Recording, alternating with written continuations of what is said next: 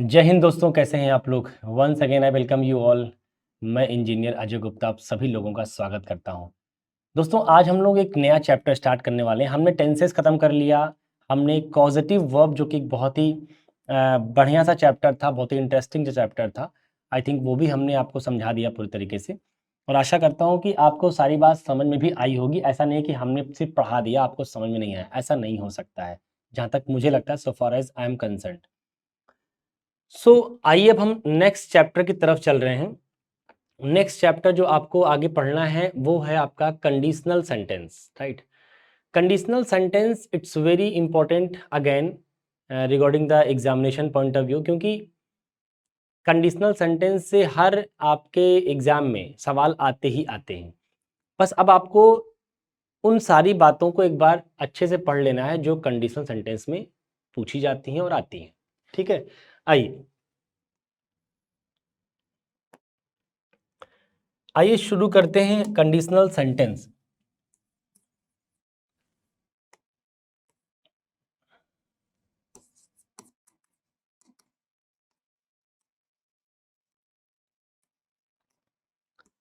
देखिए, conditional sentence में basically हमको पहला पढ़ना है कि when two sentences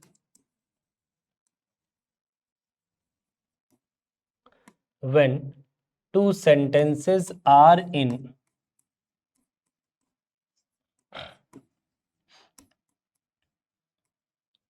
future tense. कहते हैं कि जब दो सेंटेंस फ्यूचर टेंस में होते तो फिर हम सेंटेंस को कहाँ बनाएंगे, कैसे बनाएंगे, क्या स्ट्रक्चर्स होंगे, राइट। हमें दो सीन पढ़नी कंडीशनल में। एक तो जब दो सेंटेंस फ्यूचर की बात करें, और एक जब दो सेंटेंस इमेजिनेशन की बात करते हैं। अच्छा, कंडीशनल नाम से लग रहा होगा कंडीशन। कंडीशन का मतलब शर्त। हम जब भी शर्त दिखाने कुछ बात कर रहे होंगे, इसका मतलब हम कुछ कंडीशन की बात कर रहे होंगे। जैसे मैंने आपके सामने एक सेंटेंस कहा डियर कि यदि तुम मेरी बात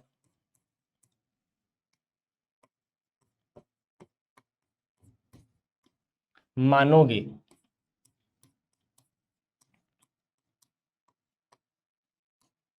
तो मैं तुम्हें पढ़ाऊंगा। ये लिखा गया, यदि तुम मेरी बात मानोगे तो मैं तुम्हें पढ़ाऊंगा। अब आप अगर सेंटेंस पढ़ें तो आपको ये एहसास होगा कि सर ये दोनों सेंटेंस फ्यूचर की बात कर रहा है। क्या उसने बात मान लिया? नहीं। क्या उसने पढ़ा दिया? नहीं। वो कह रहा है भाई देख, पढ़ाऊंगा तभी जब तुम बात मानोगे। इसका सीधा मतलब क्या हुआ? इसका सीधा मतलब बेटा ये हुआ कि जो बात लिखी गई है यही कंडीशन है। यही क्या है? कंडीशन है। आखिर मेरा आपको पढ़ाना ये बात कब हो पाएगी? जब तुम ये वाली कंडीशन मान लोगे। तो इसका मतलब है कि कंडीशनल सेंटेंस आपके सामने आ गया और आप इसको पहचान भी पा रहे हैं। ये आपको समझना है कि आपके सामने कभी कोई कंडीशनल सेंटेंस आए तो आप उसको पहचान पाए। तो मैंने कहा जब दो स्टेटमेंट फ्यूचर में होते हैं लाइक दिस, अगर आप ध्यान से देखेंगे कि ना तो उसने अभी बात मानी है और ना ही उसने अभी पढ़ाया है। बात फ्यूचर की है कि भाई ठीक है, मानोगे तो पढ़ा दूंगा, नहीं मानो कोई बात नहीं। जब आपके सामने इस तरह केस आए, जब दो स्टेटमेंट फ्यूचर में कनेक्ट हो और कंडीशनल कंडीशन लगी हो एक, तो इंग्लिश कहती है कि जो कंडीशनल पार्ट होगा, ये कौन सा पार्ट है बेटा? Conditional part. इसी का दूसरा नाम होता है सबऑर्डिनेट क्लॉज। अभी सिर्फ नाम जान लो, बाकी आगे समझ में आ जाएगा। Subordinate clause. इसी का तीसरा नाम होता है डिपेंडेंट क्लॉज। ठीक है, तो जिस पार्ट में कंडीशन लगी होगी उसको आप सबऑर्डिनेट क्लॉज बोल लो, डिपेंडेंट क्लॉज बोल लो, कंडीशनल पार्ट बोल लो, इफ क्लॉज बोल लो, मतलब तमाम आपके पास नाम है। और जो मेन सेंटेंस है इसको वही नाम देते हैं मेन सेंटेंस बोल लो, इंडिपेंडेंट सेंटेंस बोल लो।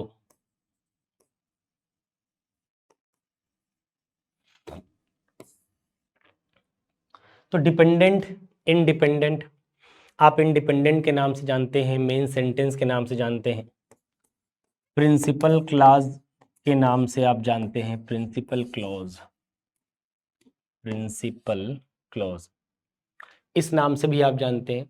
तो तमाम नाम है इसके भी।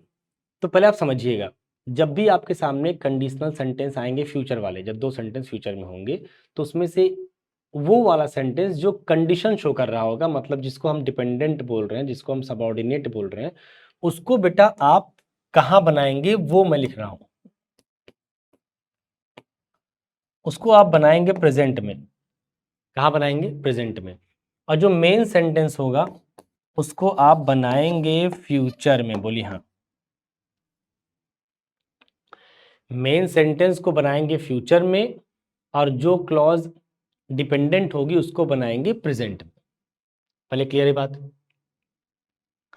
अब कैसे, इसके लिए आइए एक एग्जाम्पल करके देखते हैं तो आपको ज्यादा समझ में आएगा। सेंटेंस था बेटा, ये तुम मेरी बात मानोगे। अच्छा, हमने यहाँ देखो लिखा है प्रेजेंट। अब प्रेजेंट कोई टेंस नहीं होता, टेंस होते हैं चार, indefinite, continuous, perfect and perfect continuous.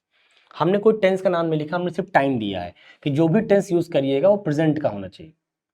अब बात आएगी सर हम टेंस कौन सा यूज करें फिर? तो बेटा आप टेंस चाहे इंडेफिनिट का लगा सकते हो, चाहे कंटिन्यूअस का, चाहे परफेक्ट का, चाहे परफेक्ट कंटिन्यूअस का, उसमें कोई दिक्कत वाली बात है नहीं। लेकिन एज पर द नीड, मतलब अकॉर्डिंग टू जरूरत, जरूरत के हिसाब से हमें टेंस को चेंज करना पड़ेगा। अगर अभी आप इस सेंटेंस देखें, क्या ये सेंटेंस पढ़ के आपको लग रहा है मामला कंटिन्यूअस का है? यही तुम मेरी बात मानोगे, क्या ये सेंटेंस कंटिन्यूअस में है? नहीं है। क्या ये सेंटेंस परफेक्शन की तरफ जा रहा है?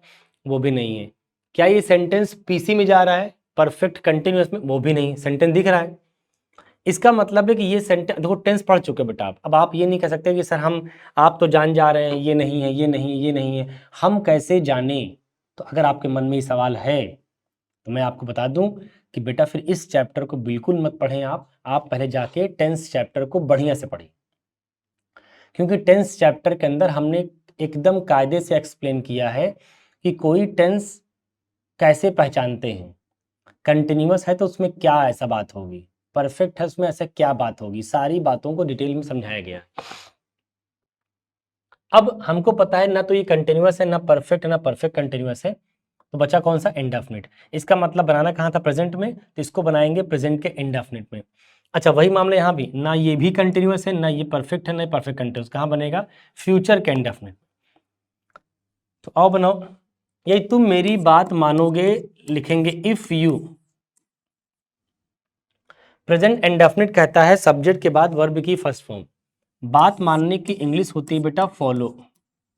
If you follow me, if you follow मी, यदि आप मेरी बात मानेंगे, तो कह रहा है कि मैं तुम्हें पढ़ाऊंगा। आई विल,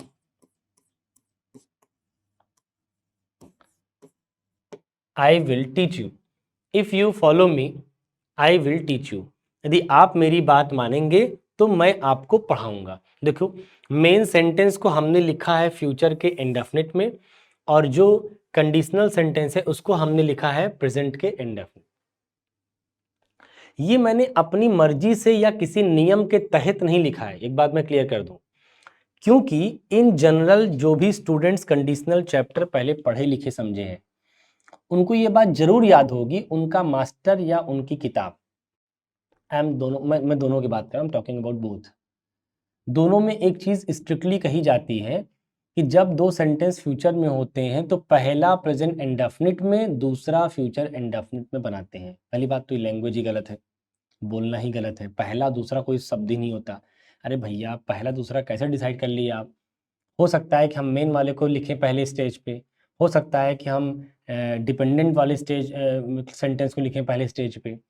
तो पहली बात तो पहला दूसरा टर्म गलत है। दूसरा ये बोलना गलत है कि हम इसको बनाएंगे प्रेजेंट के इंडेफिनिट में, उसको बनाएंगे फ्यूचर के इंडेफिनिट में। नहीं, हमेशा वो प्रेजेंट के इंडेफिनिट में रहेगा या हमेशा वो फ्यूचर के इंडेफिनिट में रहेगा, ऐसा बिल्कुल नहीं, ऐसा बिल्कुल भी नहीं। वो अकॉर्डिंग टू नीड आप कभी इंडेफिनिट में रहेंगे, कभी कंटिन्यूअस में रहेंगे, कभी परफेक्ट में रहेंगे, कभी परफेक्ट कंटिन्यूअस में रहेंगे। इस बात का पूरा ख्याल रखिएगा। आइए कुछ एक दो सेंटेंस आपके साथ करते हैं तो आपको बात समझ में आने लग जाएगी।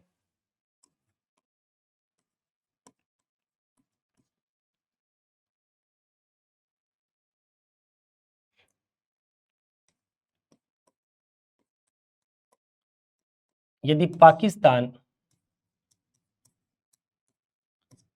भारत पर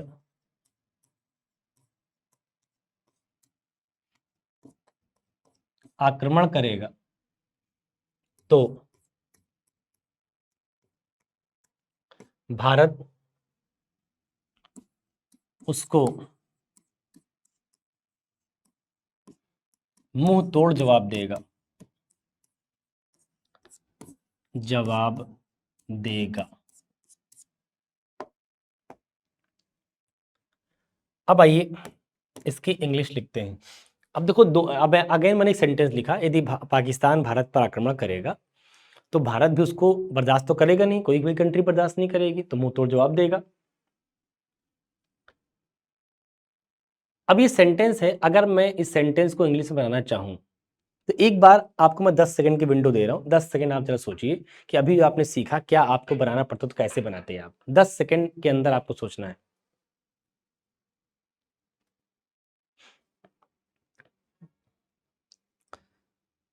दस सेकंड के अंदर भैया आपको आंसर करना है। चलिए सोच तो लिए ही होंगे, आसान सेंटेंस था, बस थोड़ा सा आपको समझना है कि कहाँ पे क्या लिखना है। आइए, कंडीशनल सेंटेंस है, हमको पता है कि ना तो ये कंटिन्यूअस है, ना तो ये परफेक्ट है और ना ये पीसी है, तो फिर क्या है, इंडेफिनिट है। और हमको पता है कि इफ क्लॉज को कहाँ बनाएंगे, प्रेजेंट में। इफ क्लॉज मतलब डिपेंडेंट क्लॉज कहाँ बनाएंगे, प्रेजेंट में। और जो मेन सेंटेंस वो कहाँ बनाएंगे, फ्यूचर में। तो इफ क्लॉज बनेगी प्रेजेंट में तो क्या हो जाएगी भैया, इफ पाकिस्तान प्रेजेंट इंडेफिनिट में सब्जेक्ट के बाद वर्ब की फर्स्ट फॉर्म। आक्रमण करने को बोलते हैं भैया attack. If Pakistan attacks India, attack में यस क्यों जोड़ना पड़ा, क्योंकि सब्जेक्ट सिंगुलर फॉर्म में है और इंग्लिश कहती है अगर सब्जेक्ट सिंगुलर सब्जेक्ट है तो वर्ब की फर्स्ट फॉर्म के साथ यस या ईएस जोड़ना पड़ता है। इफ पाकिस्तान अटैक्स इंडिया, तो कह रहे हैं भारत उसको मुंह तोड़ जवाब देगा। If Pakistan attacks India then India will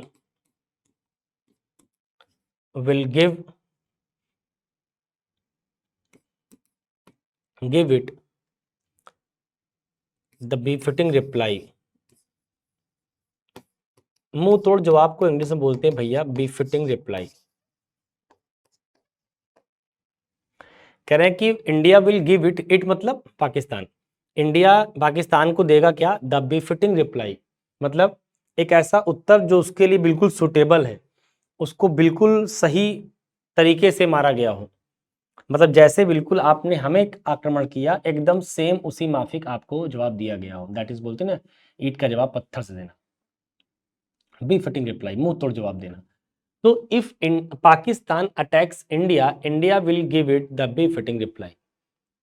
तो आई थिंक ये बात समझ में आ गई होगी कि हमें क्या करना होता है कि जो कंडीशनल पार्ट है वो बनेगा प्रेजेंट के टेंसेस के अंदर, अकॉर्डिंग टू जरूरत वो टेंस चेंज होता रहेगा। और जो मेन सेंटेंस होगा वो बनेगा भैया फ्यूचर के टेंसेस में। अब फ्यूचर का इंडेफिनिट भी हो सकता है, फ्यूचर का कंटिन्यूस भी हो सकता है, फ्यूचर का परफेक्ट भी होता है, अकॉर्डिंग टू सेंटेंस वो वेरी करता रहेगा। ठीक है, आइए कुछ सेंटेंस हम देते हैं आपको और आंसर करिए जरा आप। She will meet you if you will do her a favor। she will meet you if you will do her a favor। ये एक स्टेटमेंट है, एक 10 सेकंड की विंडो दे रहा हूं, एक बार आप कमेंट करें कि ये सेंटेंस सही है गलत। ये सेंटेंस सही है गलत, तब तक मैं थोड़ा एक पानी की सिप ले लेता हूँ। आजकल गर्मी में पता नहीं क्यों मुंह बड़ा सूखता है, मतलब बोलते वक्त। चलिए, बताना था बेटा कि इसमें कोई गलती थी क्या, आइए देखते हैं। आपको पता है कि ये सी विल मीट यू, यू हो गया। इस बार आपका पहली स्टेज पे क्या लिखा गया है, मेन सेंटेंस। जैसा कि मैंने कहा आपको कि कॉम्प्लेक्स स्ट्रक्चर में आपस में कोई भी पहले बाद में हो सकता है। ऐसा नहीं कि पहले आप यही लिखेंगे इफ पाकिस्तान अटैक्स इंडिया, आप इसको चाहते बाद में लिखते, आप क्या बोलते, India will give Pakistan the befitting reply if Pakistan attacks India. इसको पलट सकते थे। वैसे उसको भी if you follow me I will teach you, उल्टा कर दो, आई will teach you if you follow मी। मतलब पहली स्टेज पे आप मेन सेंटेंस लिखेंगे या डिपेंडेंट लिखेंगे, ये कोई मतलब गारंटी वाली बात नहीं, आपका जो मर्जी हो आप लिख सकते हो, ठीक है। इसीलिए मैंने आपको मना किया था कुछ देर पहले कि जो लोग इस तरह से पढ़ते हैं कि पहला प्रेजेंट इंडेफिनिट दूसरा फ्यूचर इंडेफिनिट, वो तो मतलब वाहियात तरीका है। इस तरीके से तो कभी भी आप सीख ही नहीं पाएंगे फिर तो। लिखा है she will meet you if you will do her a favour, ये मेन सेंटेंस है। और बेटा ये क्या हो गया, इफ क्लॉज हो गया, ये डिपेंडेंट हो गया। हमने कहा कि जो मेन सेंटेंस होता है वो बनता है फ्यूचर में, बोलो हाँ, और जो डिपेंडेंट होता है वो बनता है प्रेजेंट में, बोलो हाँ। अब बस ये देखो क्या मामला गड़बड़ाया, मेन वाला फ्यूचर में होता है और माशाअल्लाह फ्यूचर में था ये, डिपेंडेंट वाला प्रेजेंट में होना चाहिए और है कहाँ, फ्यूचर में, यही गड़बड़ हो गया। इसको सही करो, विल काटो। अच्छा, यूज सिंगुलर सब्जेक्ट नहीं होता, प्लूरल होता है, इसलिए सब्जेक्ट के बाद वर्ब की फर्स्ट फॉर्म लिखी जाएगी बिना यस या ईएस के, तो जो लिखा है वही सही हो जाएगा।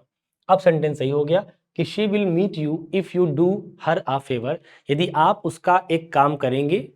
डू हर अ फेवर का मतलब यदि आप उसका एक काम करेंगे तो वो लड़की निश्चित तौर पर आपसे मिलेगी। आइए एक और लिखते हैं आपके लिए। मैंने कहा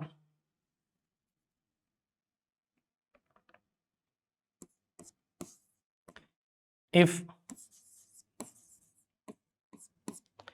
he will go there I shall not go। कह रहे हैं कोई पार्टी थी, आपने कहा देखिए भाई आप मुझे कार्ड देने आए हैं, आपका स्वागत है, आप मिठाई खाइए पानी पीजिए, लेकिन दावत में आपके हम तभी आएंगे जब वो आदमी नहीं आएगा। हो सकता है कि दो पार्टी आपस में दुश्मनी रखी हो, अब वो दावत देने वाले आदमी का कनेक्शन दोनों से हो, तो जाहिर सी बात है वो दोनों को देगा कार्ड। लेकिन मैंने कह दिया भाई देखो यार, यदि ये शादी में आएगा, if he will go there then I shall not go, तब मैं नहीं जाऊंगा। ये तो फिर मुझे बुलाना है तो सिर्फ मुझे बुलाइए, वरना आप उसी को बुला लीजिए, मैं नहीं आऊँगा। तो अब आप बड़े धर्म संकट में पड़ जाएंगे कि भाई साहब मैं क्या करूँ, अगर मैं कार्ड नहीं दूंगा तो फिर वो बुरा मान जाएंगे, और अगर मैं दे दिया तो आप कह रहे मकबूल नहीं करेंगे, तो धर्म संकट हो गया एक प्रकार से। तो फिलहाल ये बीच का रास्ता निकाला जाता है, वो बात का मुद्दा, हम लोग यहाँ कोई फिलॉसफी बैठाने नहीं बैठा रहे। तो सेंटेंस में एरर ढूंढना है, व्हाट इज एरर। मैंने कहा अब इस सेंटेंस को आप देखें और जरा समझें कि ये है कंडीशनल इफ क्लॉज, कहाँ बनना चाहिए इसको बेटा, प्रेजेंट में, और ये है मेन सेंटेंस, इसको कहाँ बनना चाहिए, फ्यूचर में। लेकिन वो फ्यूचर में तो था बट ये प्रेजेंट में नहीं है, इसको प्रेजेंट करना पड़ेगा। जब इसको प्रेजेंट करेंगे तो ये विल गलत होगा, और ही चूंकि सिंगुलर है तो गो नहीं लिख पाओगे, इसको लिखना पड़ेगा goes. If he goes there, यदि वो वहां जाएगा, आई शैल नॉट गो, तो मैं नहीं जाऊंगा। आइए भैया आगे बढ़ते हैं, नेक्स्ट सेंटेंस की तरफ चलते हैं।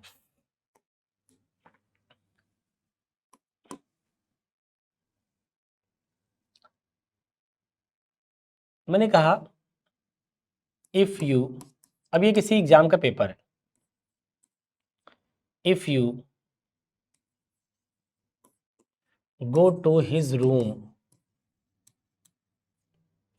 right now, if you go to his room right now,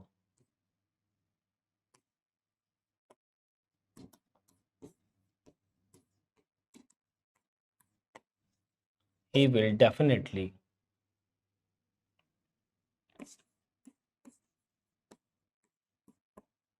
smoke.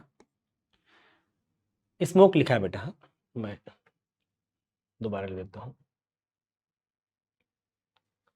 He will definitely, if you go to his room right now, he will definitely smoke. अब ये स्टेटमेंट है, बताना है कि ये सेंटेंस सही है गलत। ये किसी एग्जाम का पेपर है और आई थिंक सीडीएस का है, मुझे अगर ठीक ठीक याद है सीडीएस में पूछा गया था। तो एक बार जरा आप लोग देखें कि इस क्वेश्चन को क्या आप कर पा रहे हैं। कंडीशनल जो भी आपने पढ़ा, आप कितने अच्छे से इस बात को समझ रहे हैं, इस सेंटेंस से आप खुद अपने आप को चेक कर सकते हैं और करना भी चाहिए बेटा।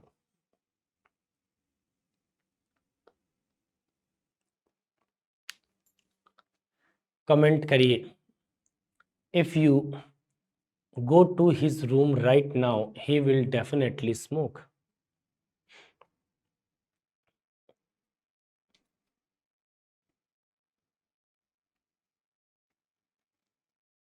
Heavens.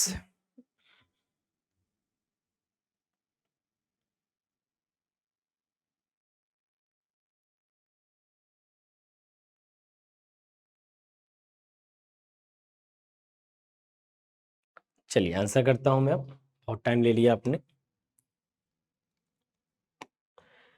देखिए ये जो इफ क्लॉज लिखा गया बेटा, if you go to his room right now, ये आपका क्या हो गया, कंडीशनल, क्योंकि इफ क्लॉज है तो कहां बनना चाहिए बेटा, प्रेजेंट में।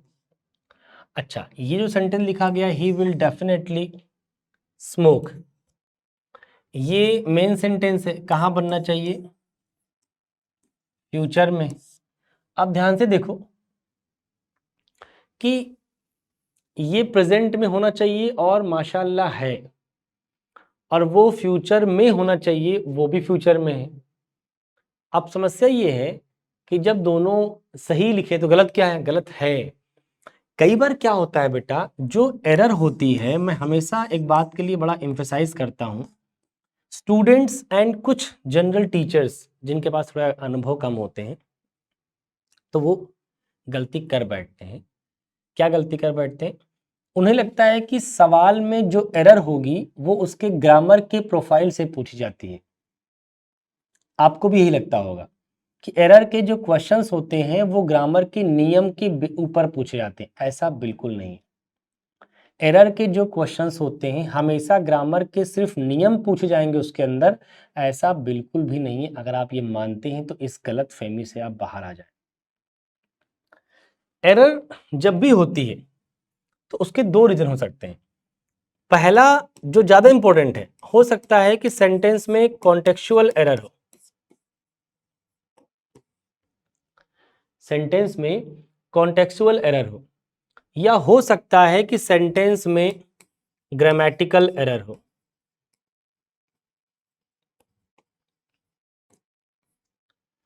तो सेंटेंस में गलती दोनों एंगल से हो सकती है, कॉन्टेक्चुअल एरर भी हो सकती है, ग्रामेटिकल एरर भी हो सकती है। ज्यादा चांस जो आज का जो ट्रेंड है, जो आज सीजीएल या सीडीएस जो भी बड़े एग्जाम्स होते हैं, इनके जो ट्रेंड्स हैं वो यही हैं कि जो भी हम एरर पूछेंगे वो एरर जो बेस्ड होगी पहला किस पे होगी, कॉन्टेक्स्ट पे होगी। लेकिन लड़का इस बात को मानने को तैयार नहीं है। वो इसलिए मानने को तैयार नहीं क्योंकि उसने आज तक ये समझा ही नहीं, जाना ही नहीं कि एरर के सवाल में ग्रामर के नियम के अलावा भी गलती हो सकती है। एरर के सवाल में ग्रामर के जो नियम कानून है वो तो एक अलग चीज़ है, वो बहुत छोटी चीज़ है, कोई भी इंसान किताब पढ़ के सीख सकता है उसको। तो बेटा एरर जो होती है वो कॉन्टेक्चुअल बेस्ड ज़्यादा होती है रादर देन ग्रामेटिकल बेस्ड। इस सेंटेंस को आप पढ़िए और तब समझ आएगा कॉन्टेक्स्ट क्या है।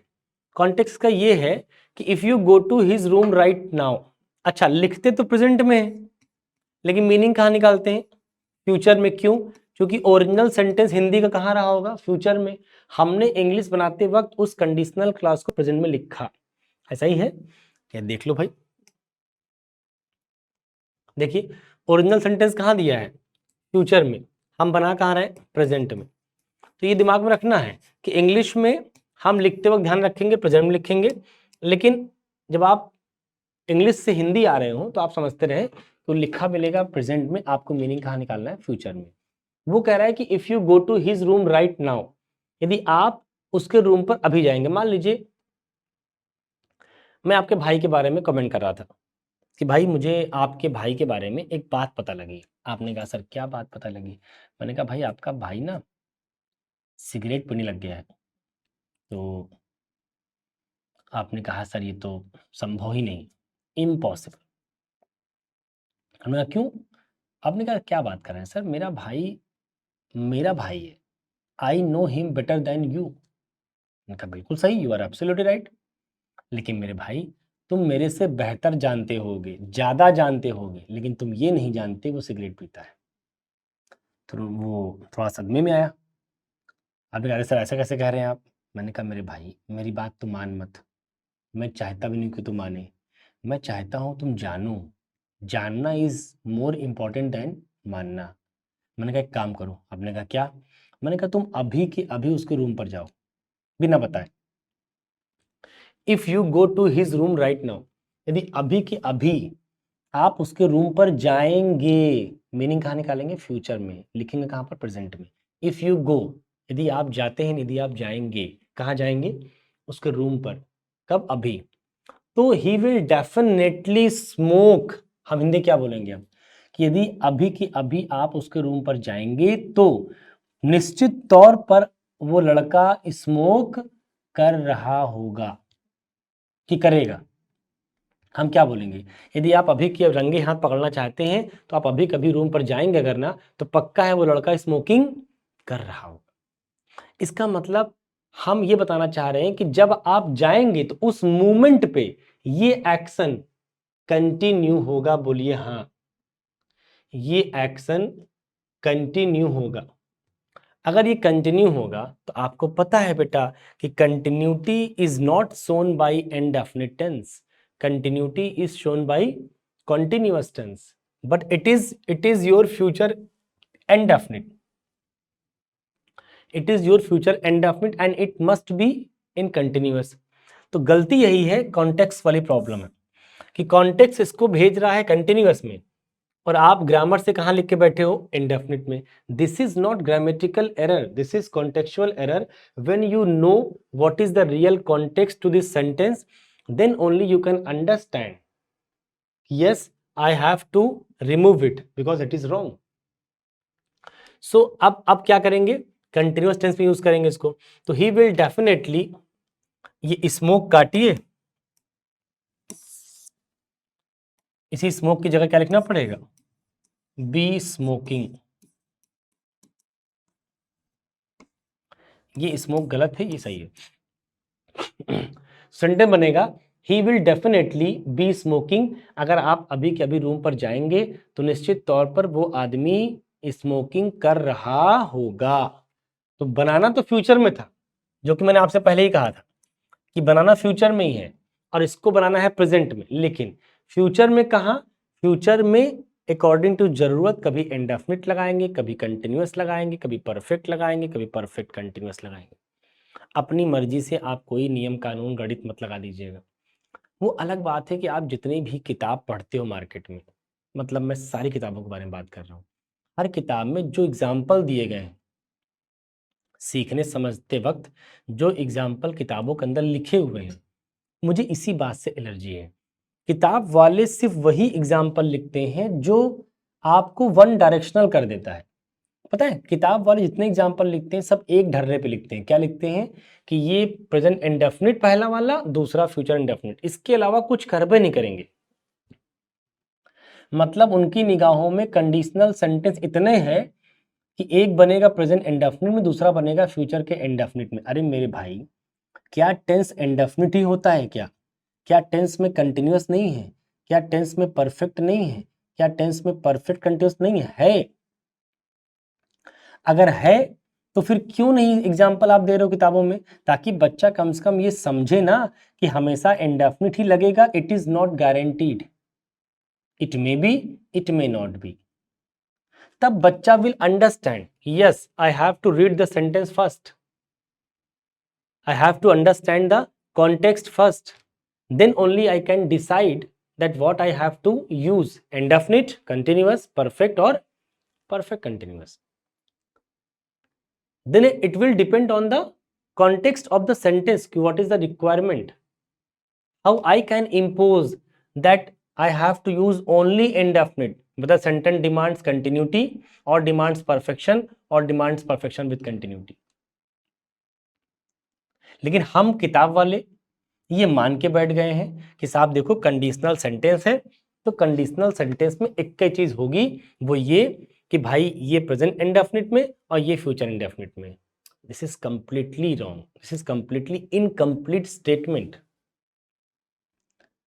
तो मैं चाहता हूं कि आप घटना चक्र के प्लेटफॉर्म पे हैं, तो घटना चक्र quality education and quality content के लिए जाना जाता है। तो आप अगर हमारे प्लेटफॉर्म पे आए हैं तो कम से कम कुछ ऐसी बातों को सीखिए जो आज तक आप अधूरी या फिर गलत जानते आए थे, और उनको सही करने का आपके पास मौका है और सही करवाया जा रहा है। बस आप उसको ढंग से, मोहब्बत से, समझदारी से समझ लें, सीख लें। फिर भी कोई तकलीफ, कोई प्रॉब्लम रह गई है, संदेह रह गया है, तो भैया आपके पास यूट्यूब का कमेंट बॉक्स है, उस कमेंट बॉक्स का इस्तेमाल करें, यूज़ करें, मेंशन करिए अपने प्रॉब्लम्स को कि दिक्कत क्या आ रही है, हम उसको सॉल्व करेंगे। आइए भाई, एक सेंटेंस लिख रहा हूं कि इफ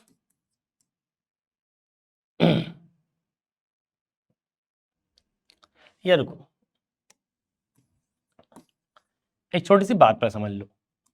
याद रखो बेटा, हम जो इफ क्लॉज लिखते हैं ना, इफ क्लॉज मतलब डिपेंडेंट इसी को बोलते हैं, डिपेंडेंट क्लॉज इसी को बोलते हैं, सबऑर्डिनेट क्लॉज, कई नाम दिए थे अभी मैंने। याद रखो कि if can be omitted, if can be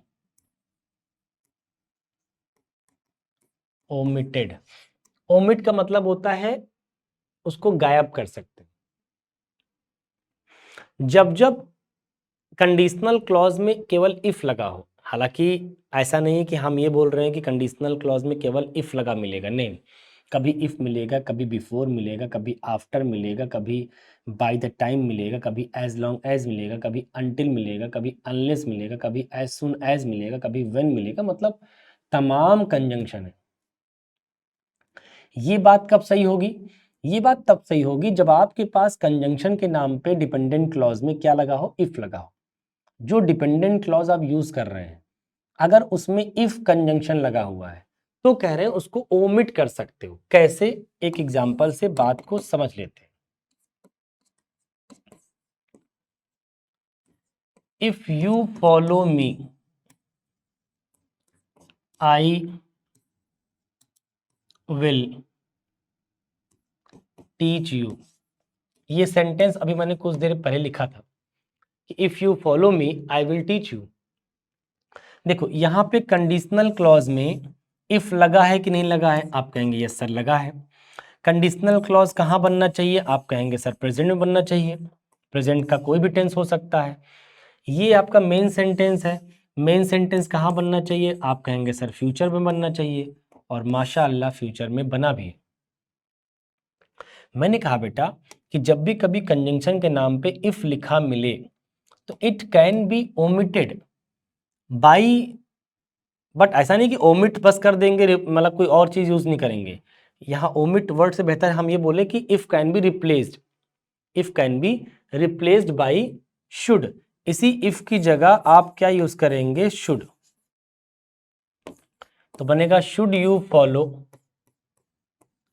should you follow मी, बाकी आगे वैसे ही रहेगा, आई विल टीच यू। मैंने कहा शुड यू फॉलो मी, जहां इफ लिखा था बेटा उसी के स्थान पे क्या लिख देंगे आप? शुड। अब मान लीजिए बच्चा क्या करता है, शुड का मतलब चाहिए रट के बैठा हुआ है, पता नहीं कहाँ से जानते हैं लड़के, मुझे नहीं पता बट जानते रहते हैं। जहाँ शुड लिख दो ना, वो चाहिए वर्ड की मीनिंग निकालता है, बेवकूफ़ी भरा काम करता है। अब हमने आज शुड लिख दिया, अब पता है आम जनता इसकी मीनिंग तक समझ नहीं पाएगी, कहना क्या चाह रहा होगा। शुड यू फॉलो मी, इसका क्या मतलब समझेगा वो, उसके दिमाग में, जहन में कभी ये बात नहीं आएगी कि इस शुड का मतलब यदि है, इफ है। तो बेटा इफ को हम हटाकर उसकी जगह पे शुड लगा सकते हैं। अगर कभी कंडीशनल क्लॉज में जो फ्यूचर वाले केस होते हैं उसमें इफ लिखा हो तो इफ की जगह आप शुड भी लगा सकते हैं, शुड भी लगा सकते हैं, मतलब ऑप्शन है। एग्जाम में क्या करेगा, जानबूझ के वो शुड लगा के देगा। अच्छा उसको पता है शुड लगा के देंगे, यहाँ स्पेस दे देंगे और स्पेस में आपके सामने दे दिया कई सारे ऑप्शंस, शुड कुड माइट अच्छा पाचा। तो भैया आपको तो शुड लगाना पड़ेगा, क्योंकि इफ मॉडल जो होती, सॉरी शुड मॉडल जो होती है वो मॉडल ऑफ कंडीशन भी होती है। और इफ क्या है, कंजंक्शन है किसका, कंडीशन का। तो कंडीशन को रिप्लेस करने वाला दूसरा कौन होगा, वो भी कंडीशन होगा। तो this is a model of condition.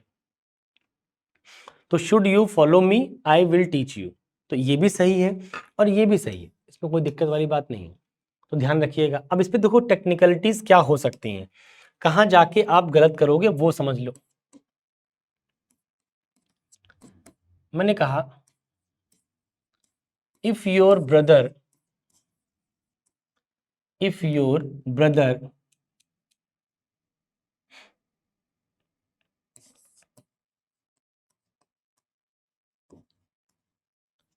supports me,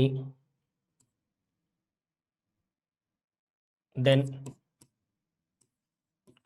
I can do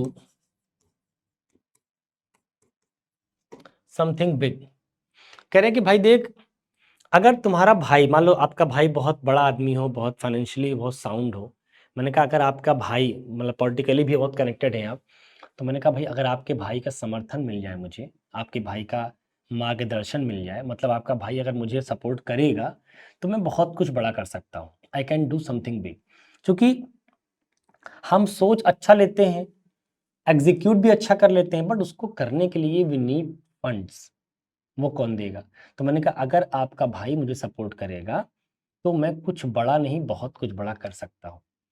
अब आप ध्यान से देखें, ये सेंटेंस है और मैंने कुछ देर पहले कहा अभी कि अगर कभी फ्यूचर वाले केस में आपके सामने कंजंक्शन के नाम पे इफ लिखा हो तो हर उस इफ को हटाकर आप क्या लगा सकते हैं, शुड लगा सकते हैं।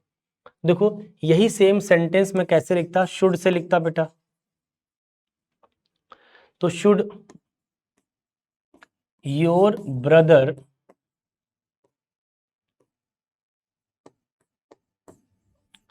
अब देखो यहां पे सपोर्ट में यस लगा हुआ है, यहां पर सपोर्ट में एस लगा हुआ है। आपको ही समझना है, ये प्रेजेंट में लिखा गया था क्योंकि इफ क्लॉज था। तो इफ क्लॉज कहां लिखा जाता है बेटा, प्रेजेंट में, और प्रेजेंट के कहां लिखा गया है, इंडेफिनिट में। ये आपका मेन क्लॉज है, ये कहां लिखा जाता है, फ्यूचर में, लिखा भी था फ्यूचर में। समस्या ये है कि सपोर्ट में यस लगाना पड़ा क्योंकि सब्जेक्ट सिंगुलर है। लेकिन आप जब शुड मॉडल लगा लेंगे तो ये बात जानते हैं, ठीक बना जानिए कि बेटा जो मॉडल्स होती हैं, मॉडल्स के बाद हमेशा वर्ब की फर्स्ट फॉर्म इस्तेमाल की जाती है। मॉडल्स के बाद हमेशा वर्ब की फर्स्ट फॉर्म इस्तेमाल की जाती है। अब लिखा है कि इफ योर ब्रदर सपोर्ट्स मी, तो मैं कुछ बड़ा कर सकता हूं, मतलब अभी नहीं, सपोर्ट करने के बाद। अब वहां पे देखो एक बात समझनी है, पहले यहां समझ लेते हैं फिर वहां चलते हैं। शुड योर ब्रदर, हमको पता है मॉडल लगा है ये शुड, और आपको पता है कि मॉडल के बाद जब भी कोई वर्ब आएगी किस फॉर्म में आएगी बेटा, फर्स्ट फॉर्म में। तो फर्स्ट फॉर्म यस लगा के तो नहीं लिखोगे, कैसे लिखोगे, support, support me comma I can do something big. अब एक बात समझनी है कि आपने यहां लिख तो दिया कि सर ये फ्यूचर हो गया, क्या वास्तव में फ्यूचर हुआ, क्या मतलब इसको फ्यूचर मान लें।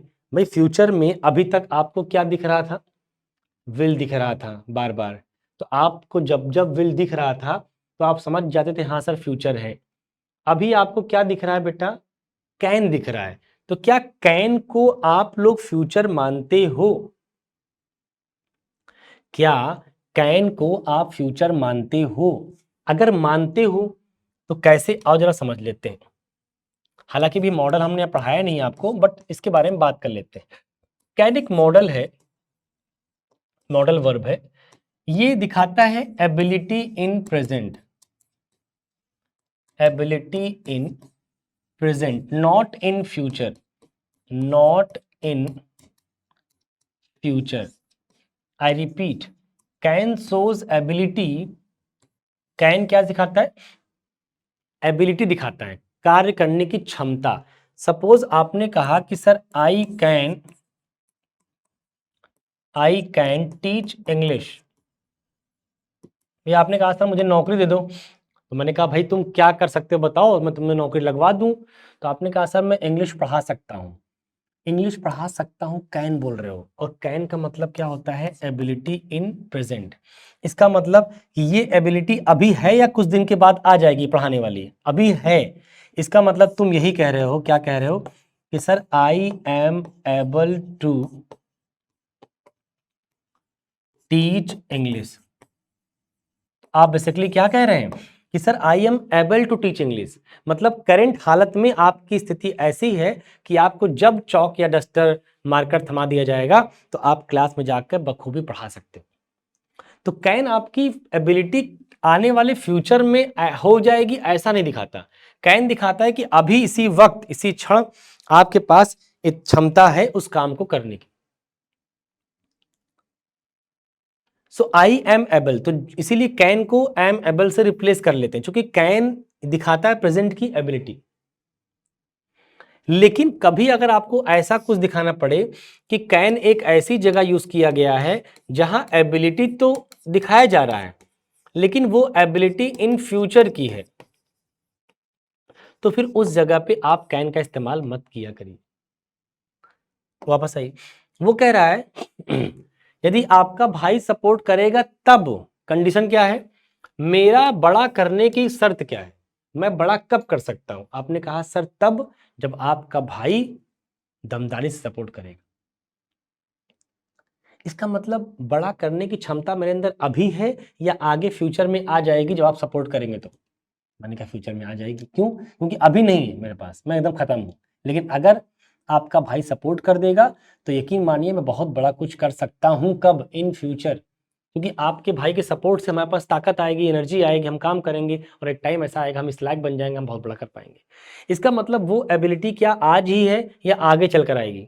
आप कहेंगे सर आगे चल कर आएगी, अभी वो एबिलिटी आपके अंदर नहीं है। अभी आप इस हालत में बड़ा करने की हालत में नहीं है। अगर नहीं है तो फिर कैन लगा क्यों रहे हो?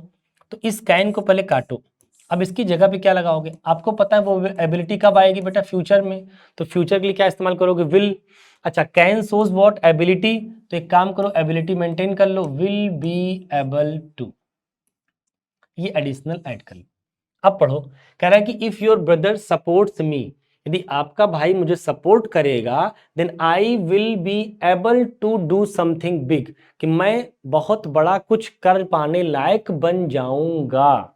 बना नहीं हूं, अभी इस हालत में नहीं हूं कि मैं कुछ कर पाऊं, लेकिन मैं बड़ा कर पाऊंगा। कब? फ्यूचर में। फ्यूचर में ये एबिलिटी आ जाएगी, आई विल बी एबल, मैं एबल हो जाऊंगा, योग्य हो जाऊंगा टू डू समथिंग बिग, कुछ बड़ा करने के लिए।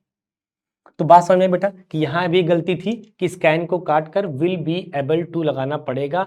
क्यों लगाना पड़ा? इंपॉर्टेंट ये है जानना। मतलब मेरी बात अजय गुप्ता ने कह दिया ऐसा आप मान ले, गलत बात। इंग्लिश क्या सोच रही है, इंग्लिश क्या कह रही है वो समझिए।